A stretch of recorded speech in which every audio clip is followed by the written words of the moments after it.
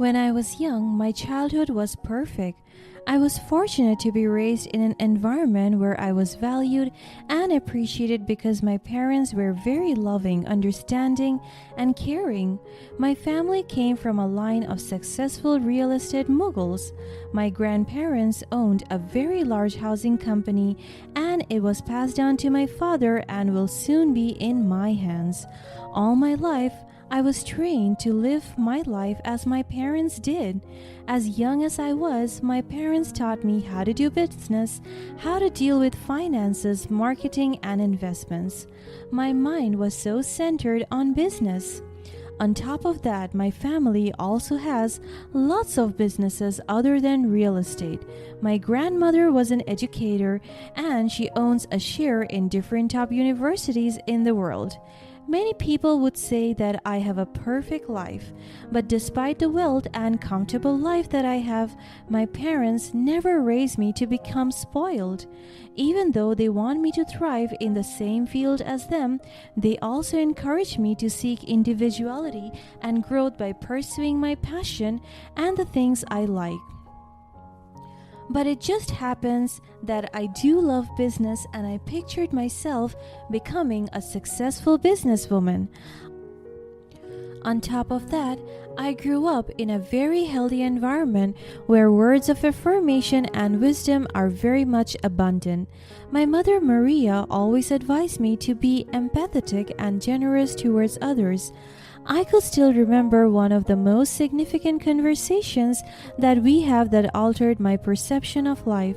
"Mom, why is it essential for me to be humble despite our wealth?" I asked her as she was brushing my hair softly.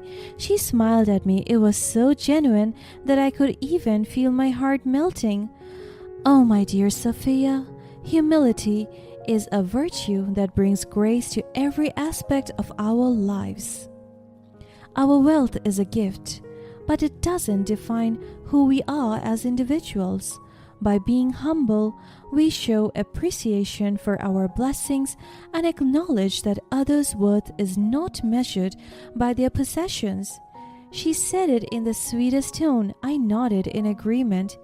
"I understand, Mom, but won't people think I'm weak if I don't assert myself?" She cleared her throat, put down the brush, and held my shoulders while looking at my reflection intently as she said these words full of wisdom. "Not at all, my love. Humility isn't a weakness. It's a strength that sets you apart. It shows that you have the wisdom to recognize the contributions of others and the empathy to understand their struggles. When you treat people with humility, you gain their respect and build genuine connections." "So, being humble helps me build a better relationship with others?" She nodded and smiled at me once again. "Absolutely. People are naturally drawn to those who treat them with kindness and respect. It creates an atmosphere of trust and openness, allowing you to form meaningful connections with others. Remember, true friendships are built on mutual understanding and care." I held her hands resting on my shoulders. I rubbed it gently, feeling her. "Thank you for sharing this with me, Mom. I promise to carry these values with me and be mindful of my actions." She smiled proudly at me once again. "I have no doubt that you will, my dear, and never forget the power of hard work. Our wealth may offer opportunities, but it's your determination and effort that will pave the way to success. Don't shy away from challenges. Embrace them with enthusiasm and do whatever you want to do. Live your life according to your terms." "I will, Mom. I'll work hard to achieve my goals and make you proud." "I'm already proud of you, Sophia. Your kind heart and eagerness to learn are the greatest gifts any parent could wish for. Remember, no matter what heights you reach, stay true to yourself and always remain humble." "I will, Mom. Thank you for being such a wonderful guide in my life. And thank you for being the light of my life. I love you, my dear. She extended her hands for a hug. "I love you too, Mom." And I hugged her so tight. My mom was an integral part of my life, and she molded me to become who I am today. I never heard her get angry at me. She never yelled harshly or scolded me. But instead, she talked to me with love and respect. I loved her so much that it took me many years to recover from her sudden death. Her illness crept in and took over her body. I was 13 at that time, and I couldn't see myself without my mother. And when the doctors declared that she was dead, the entire hospital saw how bad my breakdown was. I cried and cried that I even wanted to hug my mother's dead body. I was so devastated. I felt like my world crumbled. But I listened to her. All of her advice, I kept them alive in my heart. I followed what she said. I humbled myself and I started to give out to people resources and my gift. I lived my life according to my plans, with my mother's life anchoring me. I love her so much, so I decided to study hard and make a name for myself. As I grew older, I saw the value of a career. My father immersed me in his life, our life as businessmen. And as I grew older and as I lived out my life in the serene beauty of the province, I had never given much thought to pursuing higher education. My family's real estate business provided stability and comfort, making me feel that my future was already set in stone. The idea of college seemed unnecessary, and I was content managing our family's affair in the tranquil surroundings of our hometown. So as soon as I graduated high school, I started to focus my attention, exert all my efforts on my business. In the business field, there was no discrimination. They won't criticize me for having no degree. It was all about determination and hard work. However, life has its way of presenting us with unexpected opportunities and challenges. As I watched the real estate market evolve and new possibilities arise, I felt an undeniable urge to explore the vast potential of the city. The decision to move away from the familiar surroundings of my upbringing was daunting, but I knew deep down that I wanted to make a mark beyond the boundaries of my provincial haven. It became my safe space for so long, and I feel like it's giving me the comfort to not seek growth. I also want to outgrow my childhood and start living life as an adult. Also, I decided that when I move to the new city, I won't use any of my family's influence to my advantage, but instead I will start everything from scratch and make my way to the top through my efforts. With a mix of excitement and trepidation, I ventured into the city eager to carve out a new path for myself and my family's real estate business. Little did I know that this change would not only alter my professional trajectory but also introduce me to someone who would turn my life upside down. I was establishing my life in the city when I met my husband. His name was James, and he was a man of prestige, holding a coveted master's degree from none other than Harvard. We met through a business meeting. He was a business degree holder, and I was pitching for my real estate business that day. We find each other close immediately. We talk about business until it became sweeter. Our conversations were low-key flirting, and I felt giddy every time we made eye contact.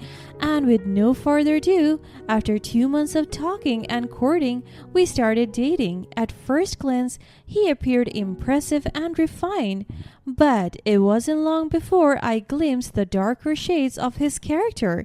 James exuded an air of arrogance, often looking down upon those he deemed inferior to him. I could still remember how badly he talked about his one co-worker. "Can you believe John's audacity to think he can compete with me in the business world? He's nothing more than a mediocre entrepreneur completely out of his league." I was shocked by his sudden remarks. "James, that's a harsh thing to say.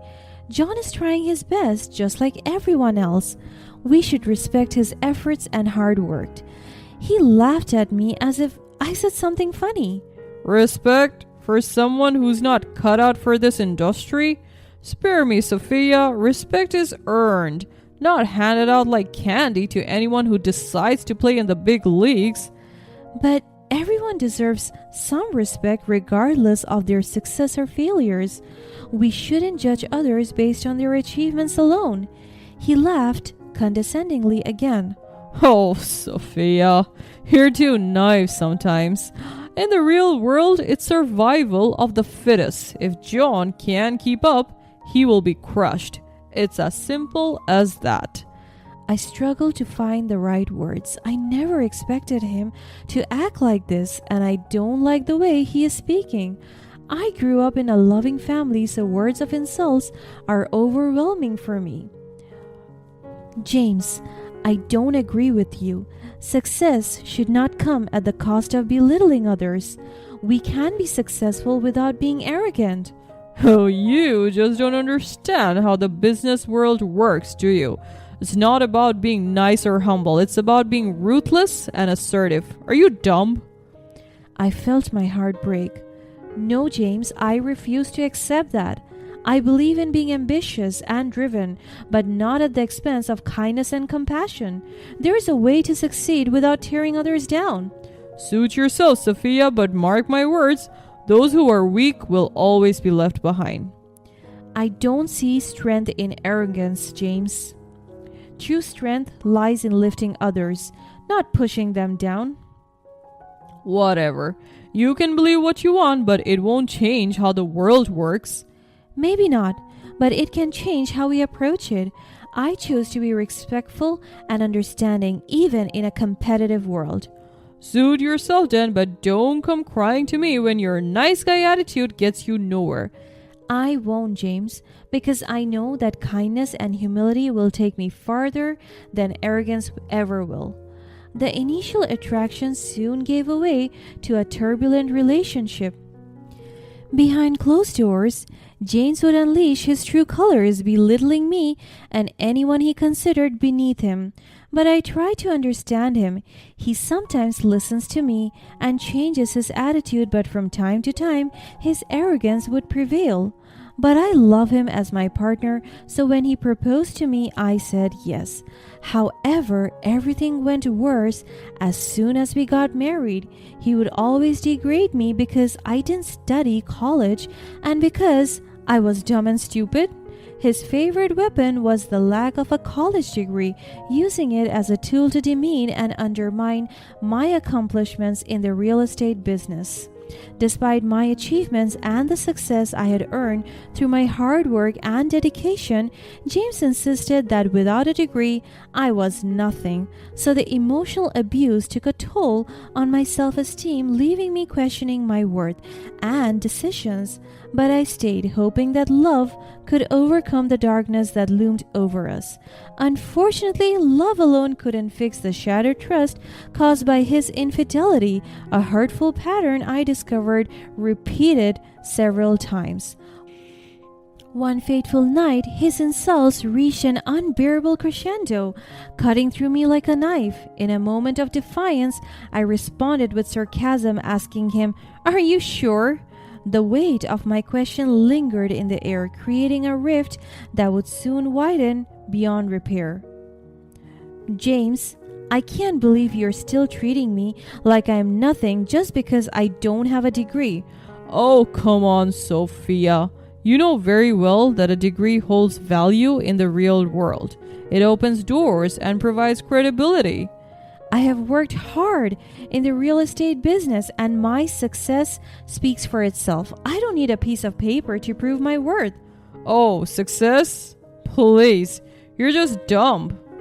My tears fell from my cheeks. That's not fair, James.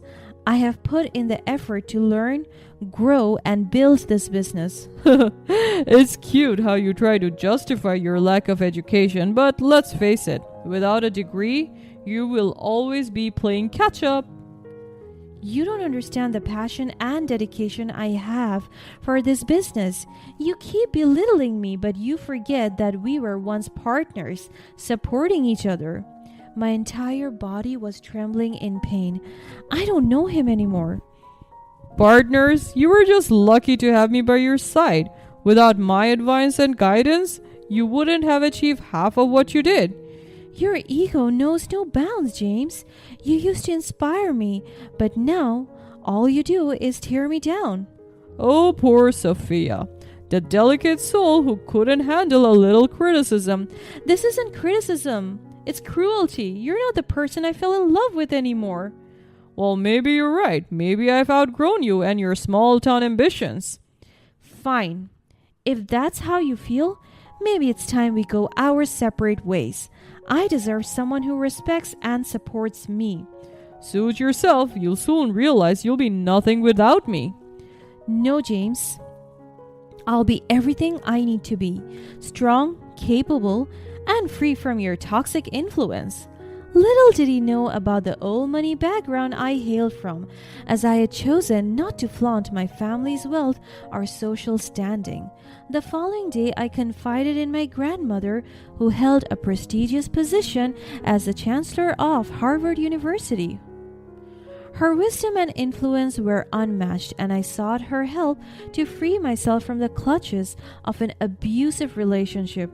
With a heavy heart, I revealed the painful truth about my marriage to James and the emotional torment I had endured. My grandmother, a fierce protector of her family, took immediate actions. She wielded her power discreetly, ensuring that James's records at Harvard were revoked, rendering his precious degree meaningless. Without the golden ticket that once defined him, James's life spiraled into chaos. He lost his job, his reputation was tarnished, and he found himself facing the consequences of his actions. My revenge wasn't a vindictive scheme. It was an act of self-preservation, breaking free from a toxic cycle that threatened to consume me. As the dust settled, I found solace in my real estate business, which flourished in the absence of James's negativity. My passion and drive for success grew exponentially, and I embraced my independence with newfound appreciation. Beyond my professional achievements, I embarked on a journey of personal growth. I sought healing through therapy, surrounded myself with a supportive network of friends and mentors, and focusing on nurturing my passions, including painting. Art became a medium through which I expressed my emotions, and I held an exhibition that not only showcased my talent, but also raised awareness about the plight of emotional abuse survivors. As the years passed, I transformed from a wounded soul into a woman with strength, resilience, and self-love. My real revenge was not in destroying James, but in rising above his toxicity, reclaiming my identity, and embracing my worth as more than just a degree or title. Today, I stand tall, a testament to the power of resilience and the triumph of the human spirit. My Harvard graduate husband may have once claimed that I was nothing without him, but I have proven that I am everything I need to be. A woman who holds her head high, unshaken by the judgment of others, and fiercely committed to creating her destiny.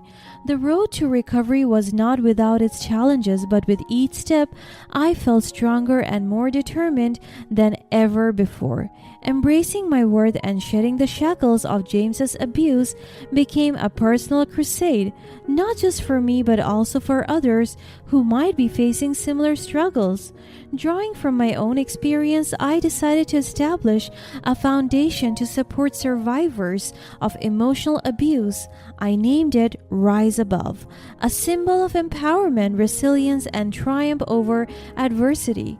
Through the foundation, we offered counseling, legal assistance, and financial support to those in need.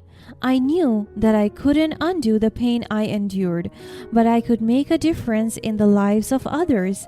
As the foundation gained momentum, the media caught wind of our cause, and I found myself sharing my story publicly. It was both liberating and terrifying, bearing my soul to the world. However, I realized that my vulnerability was a source of strength, and my willingness to speak out inspired countless others to find their voices. One particular interview caught the attention of a prominent publisher who saw the potential for a powerful memoir.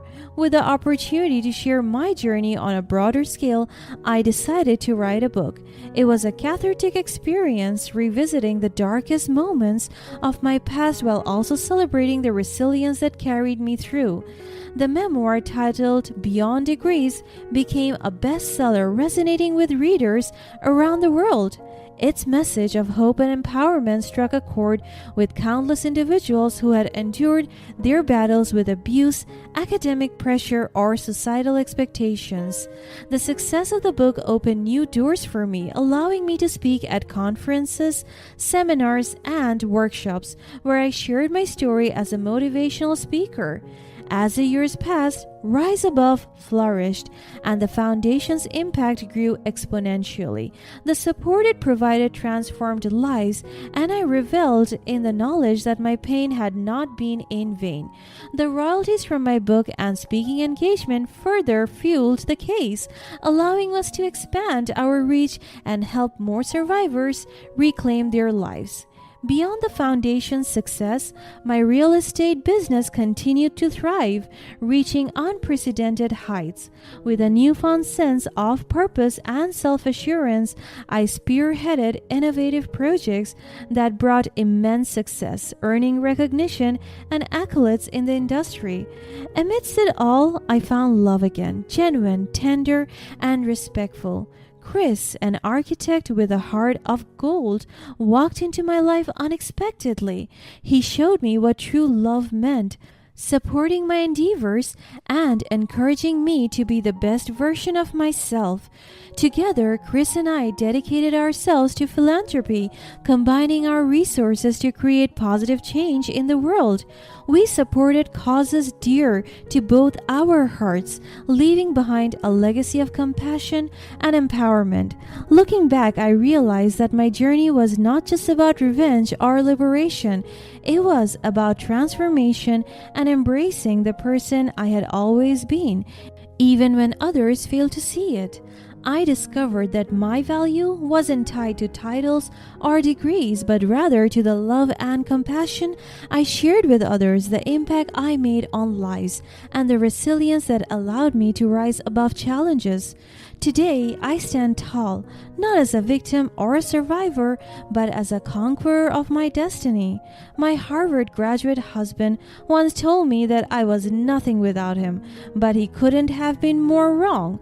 I am everything I need to be and more, a beacon of hope, a champion of self-worth, and a testament to the strength of the human spirit.